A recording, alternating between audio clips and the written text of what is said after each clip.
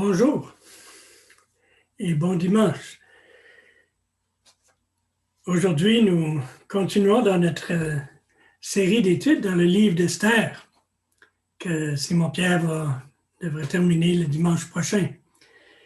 Et c'est bien dimanche passé, nous avons regardé les chapitres 3 à 5 où on a pu voir un élément de l'intercession, la prière d'intercession et son importance.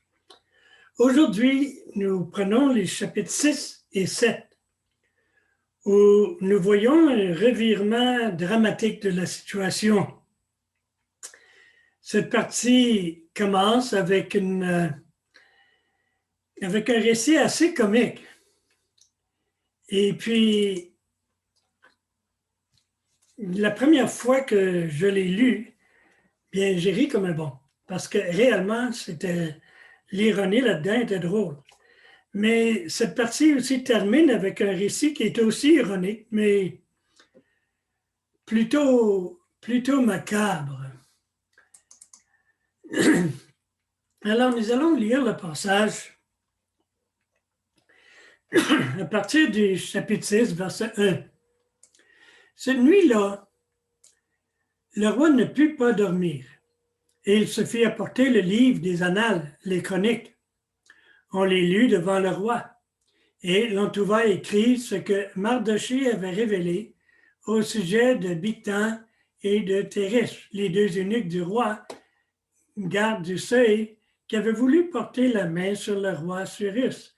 Si vous vous rappelez, ça vient des premiers chapitres, chapitre 2, où Mardochée avait eu vent d'un complot contre le roi, puis il l'a déclaré.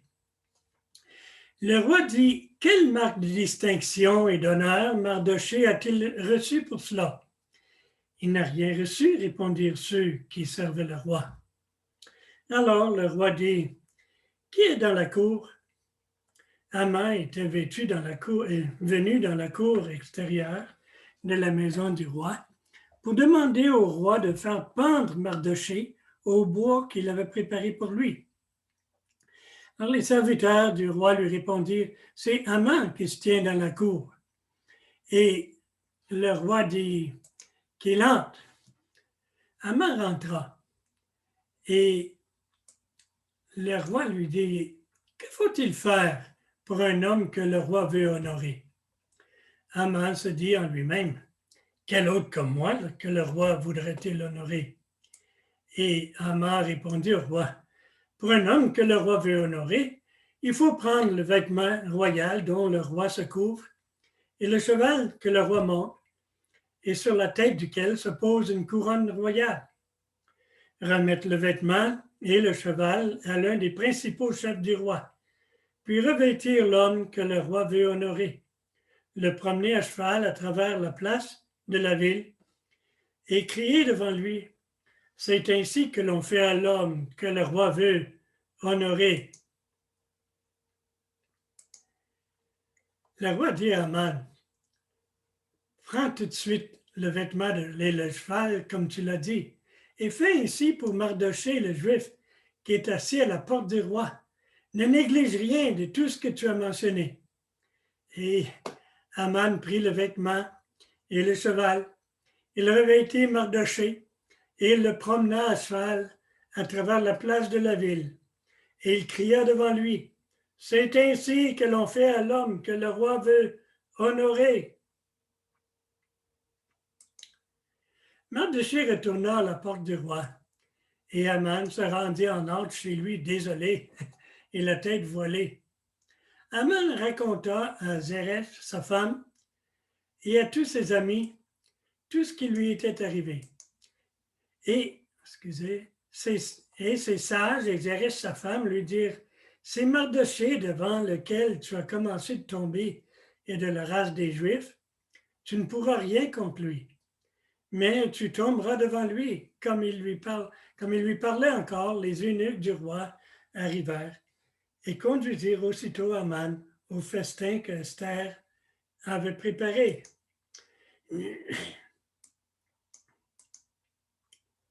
Le roi et Haman, on est au chapitre 7, Le roi et Haman allèrent au festin chez la reine Esther.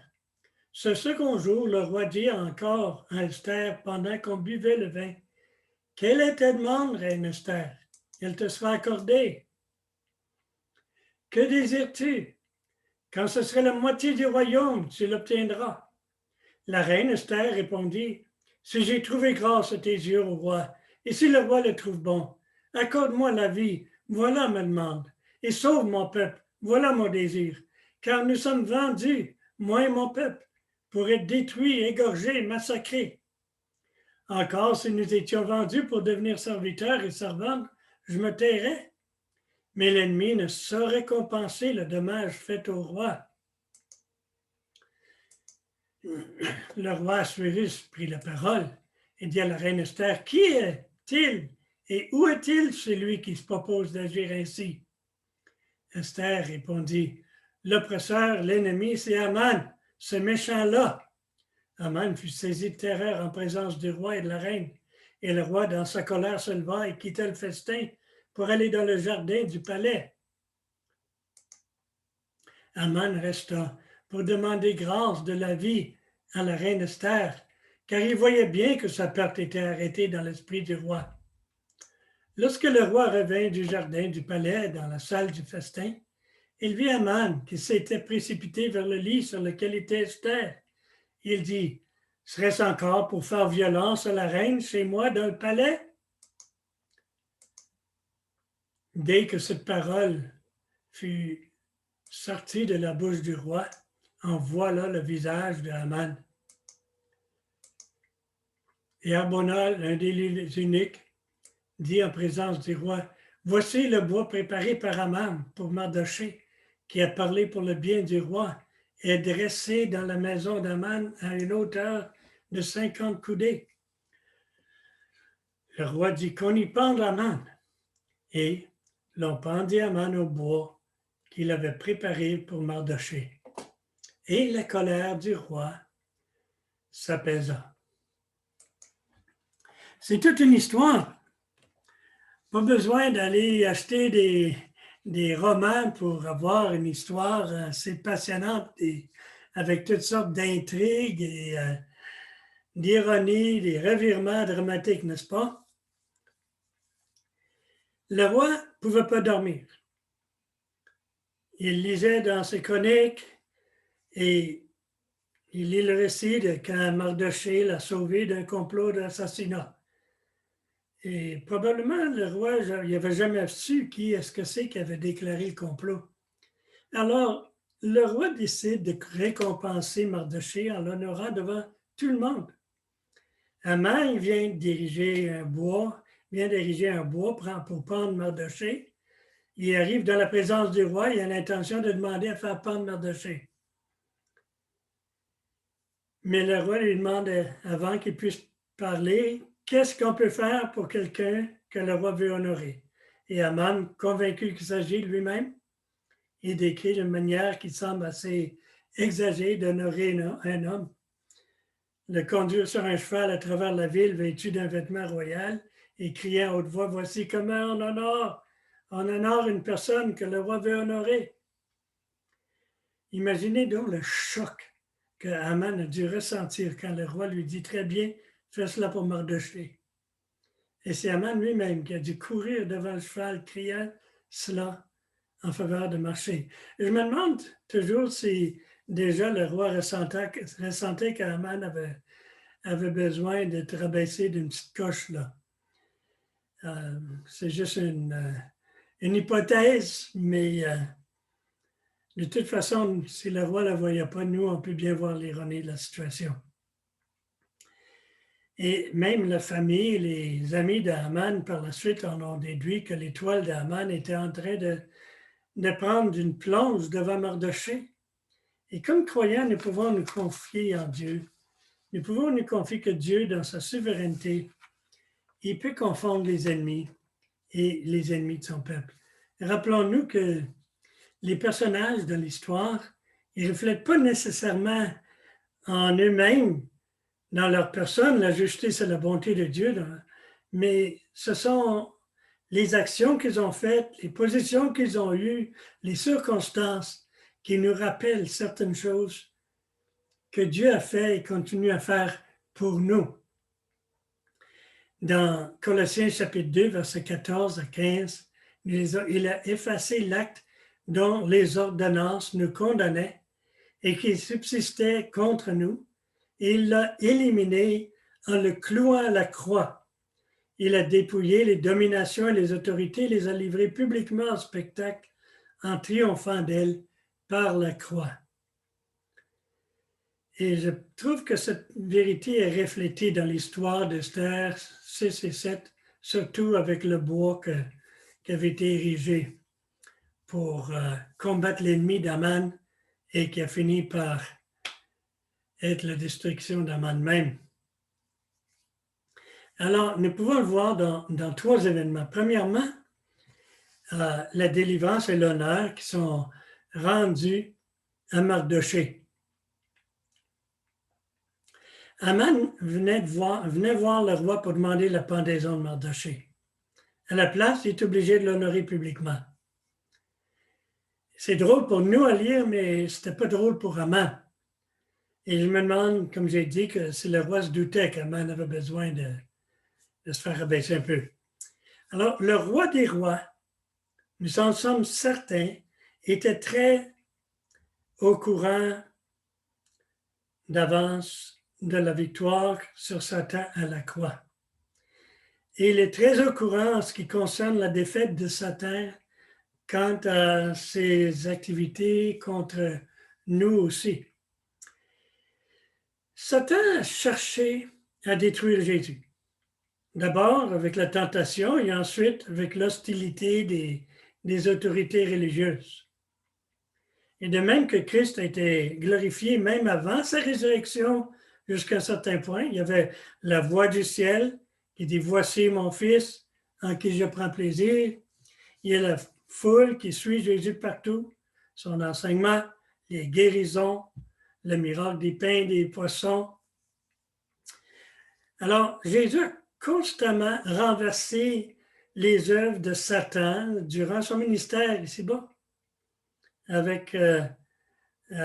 chassant les démons et en guérissant les malades. Et cela a dû être terriblement frustrant pour Satan, autant plus que la foule admirait Jésus. Et il riait des chefs religieux qui, à leur insu, étaient vraiment dans les mains de Satan. Nous savons toutefois que Satan avait préparé son coup par excellence. Il allait faire exposer Jésus sur le bois, sur une croix, où Jésus allait porter notre malédiction. Il a travaillé à travers les chefs religieux, il a travaillé à travers Judas Iscariote qui allait le trahir.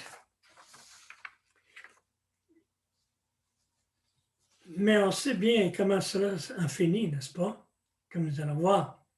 C'est que tout ce que l'ennemi peut chercher à faire contre nous, Dieu peut faire beaucoup mieux.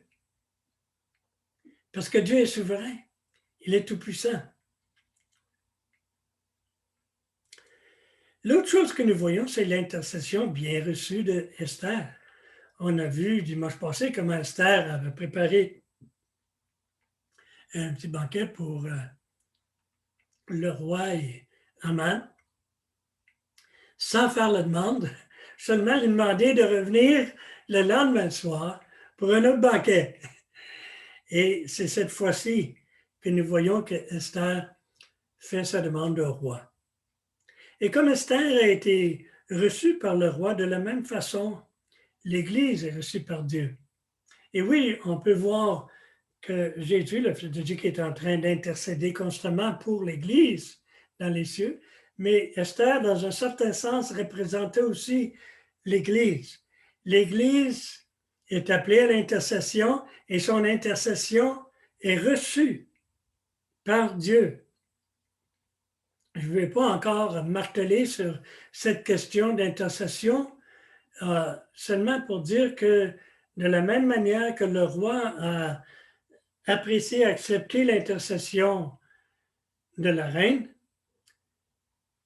notre Dieu accepte l'intercession de son Église à cause de son Fils Jésus-Christ. Normalement, les êtres humains n'auraient aucun droit devant Dieu, puisque nous sommes des pécheurs. Et puis, normalement, oser se présenter devant Dieu, ce serait pour attirer les foudres, non?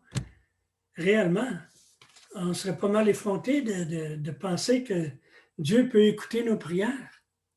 Mais il le fait. C'est ça qui est merveilleux. Comment oserions-nous nous approcher de lui qui est saint et glorieux? C'est que Dieu, dans sa grâce, avait choisi son Église d'avance et il nous a tendu le sceptre dans sa grâce, dans son amour. C'est ce qui nous donne le droit d'être dans sa présence. C'est le fait en réalité que Jésus, ayant pris notre péché à la croix, nous a attribué sa justice et nous a élevés, chacun de nous, à la position de fils et filles de Dieu. Il nous a mis dans la famille de Dieu. Dans un certain sens, notre position est avec lui dans les cieux. Déjà. C'est pour ça que dans Hébreux chapitre 4 et verset 16, nous lisons « Approchons-nous donc avec assurance du trône de la grâce, afin d'obtenir miséricorde et de trouver grâce pour être secourus dans nos besoins. » Esther avait un grand besoin. Le peuple juif avait un grand besoin. Mais nous aussi, nous avons un besoin. Nous avons besoin parce que nous sommes tentés. Nous avons besoin parce que souvent, nous ne savons pas comment rendre témoignage. Nous sommes faibles dans notre évangélisation. Nous sommes faibles dans notre lutte avec les tentations. Nous sommes faibles dans tout ce que nous voulons entreprendre en nous-mêmes. Mais nous avons accès au roi des rois. Et c'est ça qui est merveilleux. Et nous pouvons nous approcher au trône de grâce pour être secourus dans nos besoins. C'est ça qui est merveilleux. Et l'adversaire ne peut rien faire pour éviter ça, même s'il le pense. La troisième chose que nous avons vue dans cette histoire, c'était la destruction finale de Haman. La semaine prochaine, vous verrez la partie de comment même les œuvres de Haman ont été détruites. Mais là, la destruction de Haman même. Haman a été pendu sur le même bois qu'il avait préparé pour Mardochée. Vous voyez l'ironie de cela? Il prépare ce bois pour pendre Mardochée et c'est lui qui finit là-dessus. Le jour même qu'il pensait pendre Mardochée. N'est-ce pas extraordinaire? Le matin, il était obligé d'honorer Mardochée publiquement et le soir, il remplace Mardochée sur le bois. Quelle histoire! Oui, un peu macabre, mais la vérité, des fois, est macabre. Je dis, quelle histoire est plus terrible que voir Jésus, son corps sur une croix, cloué là, pendant des heures de temps, avant que finalement il meure.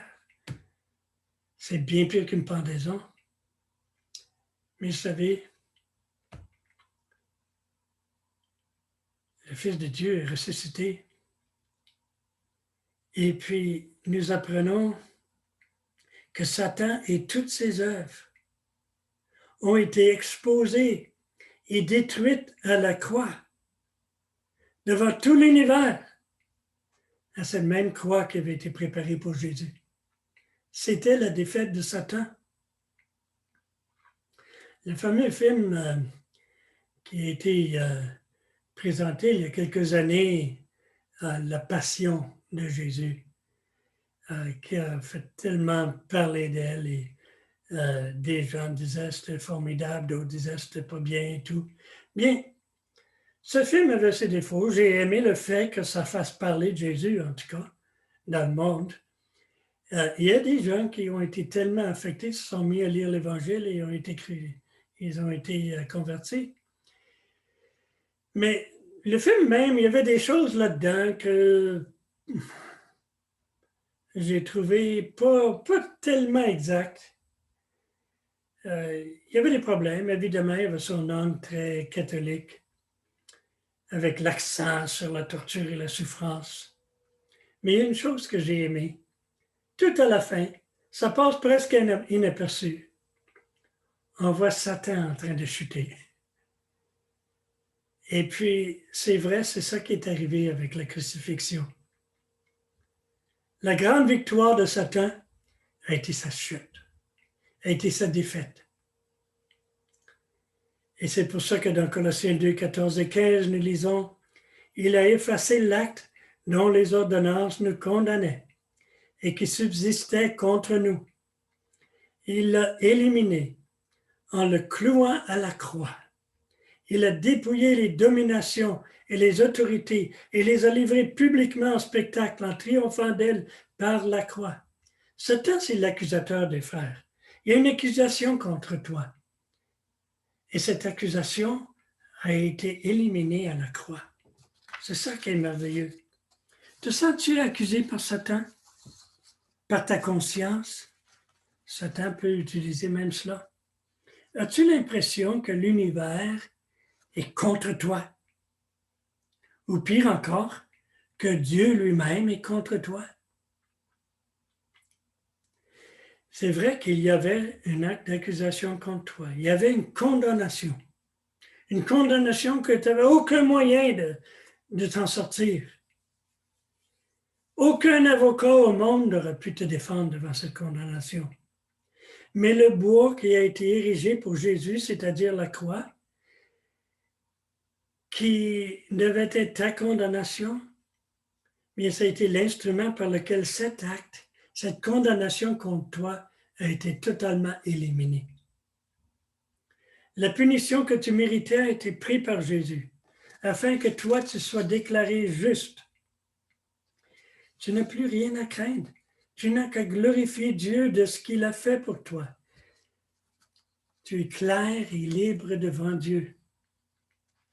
Même nous qui avons le pardon, qui avions saisi le pardon, qui avions saisi cette vie nouvelle en Christ, nous pouvons avoir des moments dans lesquels nous oublions cette grande vérité. Et nous commençons de nouveau à nous inquiéter concernant notre position devant Dieu. Est-ce que Dieu peut vraiment m'accepter? Je suis tellement infidèle. Dans mes pensées, mes actions, qu'est-ce que je vaux, moi? Mais dans ces moments-là, cela nous aide à nous rappeler ces textes que je veux remettre pour vous de nouveau. Sont tellement importants. Et, excusez. Il a effacé l'acte dont les ordonnances nous condamnaient et qui subsistait contre nous. Il l'a éliminé en le clouant à la croix. Il a dépouillé les dominations et les autorités et les a livrées publiquement en spectacle en triomphant d'elles par la croix. Dans Colossiens 2, 14 et 15, je suis convaincu que cet événement dans la vie de Mardochée d'Aman a été la meilleure image de l'Ancien Testament pour décrire ceci. Et c'est pour cela que l'écrivain de Hébreux pouvait nous dire « Approchons-nous donc avec assurance du trône de la grâce, afin d'obtenir miséricorde et de trouver grâce pour être secourus dans nos besoins. » J'espère que vous pouvez vous approcher avec cette confiance, parce que vous avez confiance dans ce que Jésus a fait pour vous. à la croix, en détruisant les œuvres de Satan, en détruisant toute condamnation contre toi et contre moi. Que le Seigneur vous bénisse, qu'il vous donne un beau dimanche et une belle semaine.